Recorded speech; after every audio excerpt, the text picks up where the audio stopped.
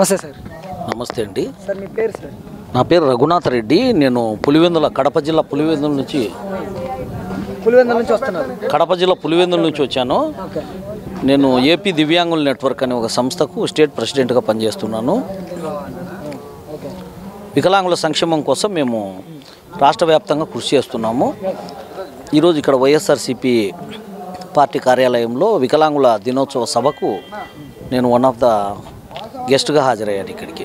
Sir, మరి జగన్మోహన్ రెడ్డి పులివెందుల్లో కూడా గెలిచే అవకాశాలు లేవు, అందుకనే బీసీకి అక్కడ టికెట్ ఇవ్వబోతున్నాడు అనేసి చంద్రబాబు నాయుడు గారు అంటున్నారు కదా. అది అంటే చెప్పడానికి అందరూ చెప్తారు. 100 సంవత్సరాల వరకు జగన్మోహన్ రెడ్డి గారికి అక్కడ తిరుగులేదు. ఎందుకంటే అక్కడ పార్టీ పటిష్టంగా ఉంది. జగనన్న చేసిన సంక్షేమ పథకాలు ఖచ్చితంగా ఈసారి అప్పటి మెజార్టీ కన్నా భారీ మెజార్టీ వస్తుంది. ఆ చంద్రబాబు గారు ఆ విధంగా భ్రమల్లో ఉంటారు ఆయన ఎప్పుడు కూడా. మరి కుప్పంలో ఆయన గెలుస్తాడో లేదో ముందు ఆయన ఆలోచన చేసుకోవడం బెస్ట్. ఎందుకంటే ఈ పులివెందుల్లో 100% ప్రజలందరి మద్దతు ఉంది. దాదాపు 50,000 పైన మెజార్టీతోనే జగన్మోహన్ రెడ్డి గెలిచే అవకాశం ఉంది. సార్, మీరు పులివెందులు అన్నారు కాబట్టి నేను అడుగుతున్నాను, జగన్మోహన్ రెడ్డి గెలిచే అవకాశాలే లేవని టీడీపీ వాళ్ళు అంటున్నారు కదా, దాని ఎలా ఉండబోతుంది 2024 ఎన్నికల్లో? 3 నెలలే ఉంది ఎన్నికలకి. అది 2024 ఎలక్షన్కు మరి సర్వం సిద్ధమయ్యే పరిస్థితి ఉంది. మరి వాళ్ళు చెప్పే వాదనలు వాళ్ళు చెప్తాంటారు. ఎందుకంటే ప్రజాస్వామ్యంలో ప్రతి వ్యక్తి మాట్లాడవచ్చు. In democracy everybody have right to express their opinion. కానీ ఇక్కడ పూర్తిగా రాష్ట్ర వ్యాప్తంగా మరి జగన్మోహన్ రెడ్డి గారి ఫ్యాన్ సునామీ సృష్టించబోతుంది. మళ్ళీ మరి 175 పక్కన పెడితే కనీసం 100 పైగా సీట్లు ఖచ్చితంగా వస్తుందని నేను ఆశిస్తున్నా. ఎందుకంటే వివిధ వర్గాలకు మేలు జరిగింది ఇక్కడ. ఎస్సీ, ఎస్టీ, బీసీ, మైనార్టీ మహిళలకే కాకుండా దివ్యాంగులకు మరిన్ని వర్గాలకు కూడా మేలు జరిగింది. వివిధ పథకాలు లబ్ధి పొందిన వాళ్ళు ఉన్నారు. ఆ లబ్ధి పొందిన వాళ్ళు ఖచ్చితంగా జగనన్నకి ఓట్లు వేస్తారని నేను భావిస్తున్నాను. సార్, మరి చంద్రబాబు నాయుడు, పవన్ కళ్యాణ్ ఏకమై పోటీ చేస్తున్నారు. ఎలా ఉండబోతుందంటారు 2024 ఎన్నికల్లో? 2014 రిపీట్ చేస్తామనేసి వాళ్ళు చెప్తున్నారు. వాళ్ళు పోటీ చేయొచ్చండి. ఎందుకంటే ప్రజాస్వామ్యంలో ఎవరైనా పోటీ చేసే హక్కు ఉంది. ఇంకో 10 మందిని కూడా కలుపుకోవచ్చు ఆయన. జనసేన, యువసేన అని వీళ్ళంతా, మరి చంద్రబాబు గారు వాళ్ళ దత్తపుత్రుడు వీళ్ళందరూ కలిసి ఏకమై పోరాడినా కూడా ఖచ్చితంగా జగనన్న ఫ్యాన్ సునామీని అయితే వాళ్ళు ఆపలేరు. ముఖ్యంగా సంక్షేమ రాజ్యం అనేది జరుగుతుంది ఇక్కడ.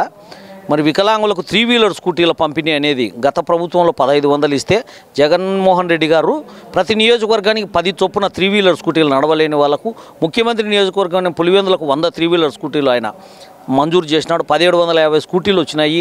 వివిధ రకాల సహాయ పరికరాలు అందుతున్నాయి. రాష్ట్రంలోని 30 లక్షల మంది పైగా ఉండే వికలాంగులు వాళ్ళ కుటుంబ సభ్యుల ఓటు బ్యాంకే కోటి ఉంటుంది. వీళ్ళందరూ కూడా తప్పకుండా జగనన్నకి ఓటేస్తారు. వాళ్ళ ఆలోచనలు వాళ్ళకు ఉండొచ్చు. వాళ్ళు చంద్రబాబు గారు ఏమన్నా 2029 ఎలక్షన్కి ఆయన లోకేష్ కానీ ఆ టయానికి ఆయన లేకపోతే వాళ్ళు టార్గెట్గా పెట్టుకోవచ్చు తప్ప 2024 అయితే క్లీన్ స్వీప్ ఉంటుందని నేను భావిస్తున్నాను. 2024 ఎన్నికల్లో జగన్మోహన్ రెడ్డిని పులివెందుల నుంచి తరిమి కొట్టబోతున్నారు ప్రజలు అనేసి టీడీపీ వాళ్ళు వ్యాఖ్యలు చేస్తున్నారు కదా. పులివెందుల ముద్దుబిడ్డ ఆయన. పులివెందుల వాసులు మేమంతా కూడా మా అభిమాన నాయకుడిగా మేము భావిస్తాము. అటువంటి వ్యక్తిని తరిమి కొట్టడానికి ఆయన ఏం తప్పు చేసినాడని ప్రశ్నిస్తాము. ఎందుకంటే ఆయన రోజులో కనీసం 12 గంటలు 14 గంటలు పూర్తి ప్రజా సంక్షేమం కోసం పనిచేస్తున్నాడు. ఒకసారి పులివెందులకు వస్తే తెలుస్తుంది. అక్కడ ఒక పెద్ద ఆర్టీసీ బస్టాండ్, అది ఎట్లుందంటే ఒక పెద్ద మోడల్ ఆర్టీసీ బస్టాండ్, ఒక మెడికల్ కాలేజ్ పులివెందులకు, అక్కడ ఒక షాపింగ్ కాంప్లెక్స్, ఐజీ కార్లు, ఆసియాలోనే అతిపెద్ద ఇందిరాగాంధీ పశు పరిశోధనా కేంద్రం, food and science college, JNTU, ఇవన్నీ మేము ఎప్పుడు చూస్తాము. ఆయన రాజశేఖర రెడ్డి గారి వల్ల కానీ మన జగన్మోహన్ రెడ్డి వల్ల పులివెందులు ఈరోజు మోడల్ నియోజకవర్గంగా తీర్చిదిద్దబడుతుంది. దేశంలోనే ఒక మోడల్ నియోజకవర్గం అంటే పులివెందులను చెప్పుకోవచ్చు. మరి కుప్పంను పులివెందులకు అభివృద్ధి విషయంలో కావాలంటే చర్చకు వచ్చినా కూడా మన వాళ్ళు సమాధానం ఇస్తారు.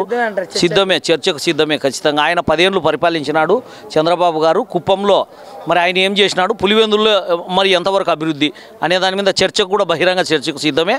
ఖచ్చితంగా జగనన్న వస్తాడని మా యొక్క ఆకాంక్ష. అంటే పులివెందుల ప్రజలకి అన్యాయం జరుగుతుందనేసి మాట్లాడుతున్నారు. పులివెందుల ప్రజలు జగన్మోహన్ రెడ్డి గారి వెంట ఉన్నారంటారు ఈసారి? ఖచ్చితంగా ఉంటారు. ఎవరికి అన్యాయం జరిగింది చెప్పాలి. ప్రతి కుటుంబంలో కనీసం ప్రతి కుటుంబంలో ఏదో ఒక లబ్ధి, అమ్మఒడి అయితేనేమి, చేయూత, తోడు, ఇవన్నీ ఉన్నాయి కదా. ఈ పథకాలు జగనన్న విద్యా దీవెన, వసతి దీవెన, ఇవి ఏదో ఒకటి అందినాయి. అందని వాడు ఎవడు లేడు. కానీ అందినప్పటికీ కూడా కొంతమంది నిరాశతో, దురాశతో కొంతమంది ఆలోచిస్తూ అంటారు. వచ్చిన కాటికి తృప్తి పడకుండా ఈరోజు వికలాంగులకు 3000 పెన్షన్, కొన్ని లక్షల మందికి పెన్షన్లు ఇస్తున్నారు.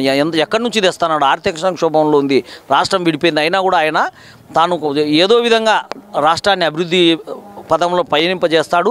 పులివెందుల వాసులు ఎప్పుడు కూడా జగనన్నను తమ ముద్దుబిడ్డగా భావిస్తున్నారు. వాళ్ళు ఓడించేదనేది అవాస్తవము. కానీ కొంత ఓటు బ్యాంక్ ఎందుకంటే యాంటీ ఎస్టాబ్లిష్మెంట్ ఉంటుంది. ఏ ప్రభుత్వం వచ్చినా కూడా ప్రజా వ్యతిరేకత కొంత ఉండి ఒక 10% ఓట్లు తగ్గొచ్చు. కానీ 50,000 పైన ఖచ్చితంగా బంపర్ మెజారిటీతో జగనన్న వస్తాడని నేను భావిస్తున్నాను. పులివెందుల గడ్డ జగన్మోహన్ రెడ్డి గారి అడ్డాగా భావించవచ్చు అంటారా? 100% అండి. ఎందుకంటే ఆయన దౌర్జన్యాలు దుర్మార్గాలతో అడ్డాగా మార్చుకోలేదు. ప్రజల యొక్క ప్రేమ అభిమానాలు ఆప్యాయతలు వాళ్ళకు చేసిన మేలు వాళ్ళకు చేసిన అభివృద్ధి కనపస్తుంది. కొట్టొచ్చినట్టు రోడ్లు అయితేనేమి మీరు ఒకసారి పులివెందులకు వస్తే అక్కడ ఉండే డెవలప్మెంట్ చూస్తే అర్థమవుతుంది. ఒక పెద్ద మెడికల్ కాలేజీ ఇవన్నీ కూడా మరి ఏర్పాటు చేసినారు. మరి ఇంత రేపు జిల్లా కూడా అవుతుంది అంటున్నారు తాడిపత్రి పులివెందుల కలిపి. ఈ విధంగా మరి ఎంతో డెవలప్మెంట్ అనేది మన అక్కడ కడప ఎంపీ వైఎస్ అవినాష్ రెడ్డి గారు వాళ్ళ సోదరులు ఆయన కూడా 100% కష్టపడుతున్నారు. ప్రతిరోజు ఏదో ఒక అభివృద్ధి కార్యక్రమాలు వాళ్ళు చేస్తున్నారు. కాబట్టి పులివెందుల్లో జగన్ను ఓడించడం అనేది వాళ్ళ యొక్క కళగా ఉంచుకోవాల్సిందే. ఆ కళ అది నెరవేరే పరిస్థితి లేదు. 100 సంవత్సరాల తర్వాత ఈ మాట మాట్లాడుకోవచ్చు.